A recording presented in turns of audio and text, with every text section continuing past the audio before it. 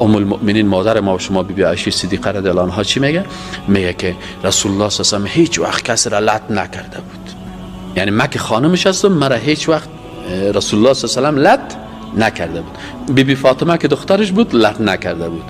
و حتی غلامش که انس رضی الله عنه بود، اما غلام خدا هم لط نکرده بود.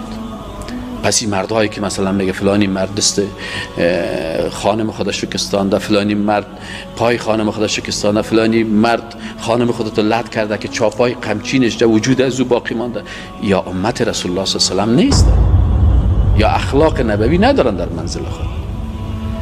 کت بوک زده بینی از او را خون کرده، این اخلاق نبوی نداره، این دروغ میگن.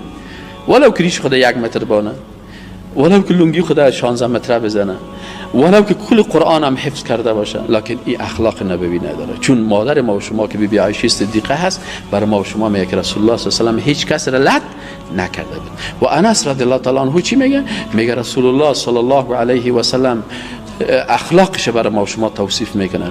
میگه یک روز برای من گفت که انس برو فلانی پس یک کار مرا روان کرد. میگه من گفتم سیست، برآمدم از خانه بیرون که برآمدم که یک میدان سپورتی هست. وقت در عصر رسول الله صلی الله علیه و هم ورزش ها وجود داشت، سپورت های مشروع وجود داشت، سپورت های مثل امروز واره که کشتی کج است و یک تا چاق آدم بیارن بازو دیگر چپک کنه و باز دستش این بد اخلاقی ها نبود، لکن رمایه بود، تیرزنی، رکوب الخیل بود، آب بازی بود، اینی چیزای سپورت های خوبش وجود داشت.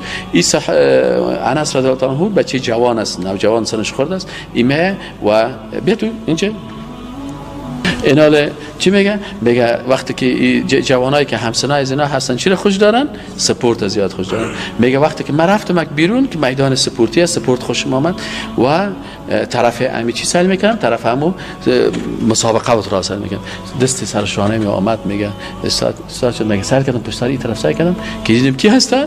رسول الله صلی الله علیه و سلم است. رسول الله صلی میگه برای من چی گفت که انس جان، انس اگر ترس از الله نمی بود کتینی مسواک تره میزنه. صحیح کنین اخلاق.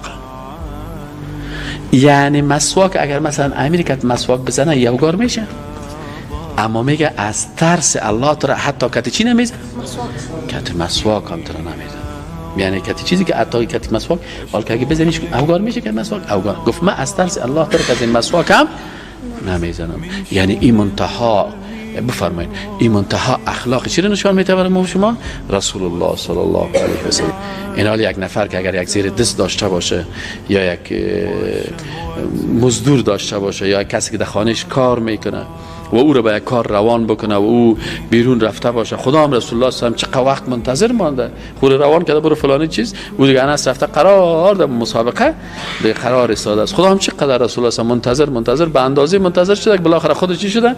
از خانه پایین شده و رفت اونجا و سهل میکنه که انس قرار ایستاده. چی میکنه؟ یعنی به اندازه صبر و شکیبایی و اخلاق داره رسول الله صلی الله علیه و سلم.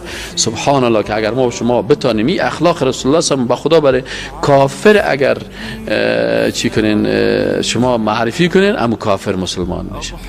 این کافرها رسول الله صلی الله علیه و غلط معرفی میکنن برای مردم، غلط معرفی میکنن که مردم مسلمان نشن. اما مسلمان ها که هستن یا چی هستن؟ هیچ وقت رسول الله صلی الله علیه و اول خودشان نشناختن و باز برای مردم درست معرفی کرده نمیتونه. که یک کافر مسلمان ملاقات میکنه، این کافر چی هستن؟